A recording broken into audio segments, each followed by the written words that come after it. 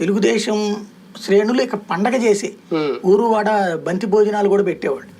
కానీ ఎప్పుడైతే ఆ రిమాండ్ రిపోర్ట్ కరెక్ట్ అన్నారో, ఓన్లీ 17A మీద పర్మిషన్ తీసుకోమని చెప్పి అనిరుద్ధ బోస్ గారు కూడా చెప్పారు, కానీ కేసు కొట్టేయాల్సిన అవసరం లేదని చెప్పారు. ఖతం అయిపోయింది అక్కడితో. కాబట్టి ఆ 17A అన్నటువంటి కాన్సెప్ట్ విషయాన్ని మీరు చూడండి, రెండో రోజు నుంచి ఆ తీర్పులు రాసేసి వదిలేశారు. దాని మీద ఇంకా జడ్జిమెంట్ ఉండదు. ఇక నెక్స్ట్ ధర్మాసనం దగ్గరికి వెళ్ళినప్పుడు మాత్రమే చూడాలి. అవినీతి ఆరోపణలు లేదంటే అవినీతి చేసి రుజువు చేయబడ్డ నేరస్తులు విషయంలో ఇక నుంచి ఈ 17A అనే దానికి రేపొద్దున తీర్పు ఎలా ఉంటే అలాగా ప్రతి దాంట్లో కూడా 17A అనేది రేపొద్దున ఆపాదించాల్సి వస్తుందా?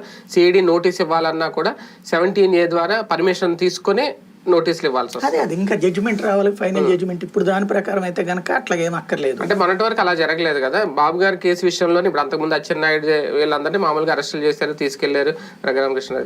దీని విషయంలో మాత్రం ఇప్పుడు ఇది ఒక భూతద్దులో పెట్టి చూపించే ప్రయత్నం. ఇది ఏమన్నా అయితే ఇంకా పొలిటీషియన్ అందరికీ కాస్త రిలీఫ్.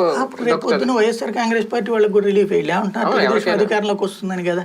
తెలుగుదేశం అధికారంలోకి వచ్చినప్పుడు అప్పుడు రేపు వైసీపీ వాళ్ళ జోలికి పోకూడదు కదా, ప్రధానికి గవర్నర్ పర్మిషన్ పోవాలి. అప్పుడు బేసిక్ గా నాకు తెలిసి అది ఇంకా ధర్మాసనం తీర్పు చెప్పుద్ది కాబట్టి అది ఇప్పట్లో అవ్వకపోవచ్చు. ఆఫ్టర్ ఎలక్షన్స్ ఏమైనా జడ్జిమెంట్ ఇస్తారేమో. అది జరిగితే మాత్రం, అంటే నాకున్న అవగాహన మేరకు అయితే మాత్రం అసలు ఆ సెక్షన్ కొట్టేసేటటువంటి అవకాశం ఉండొచ్చు. లేదా దాంట్లో ఏదైతే అంటే 17A రద్దు చేస్తారా? 17A రద్దు చేయొచ్చు.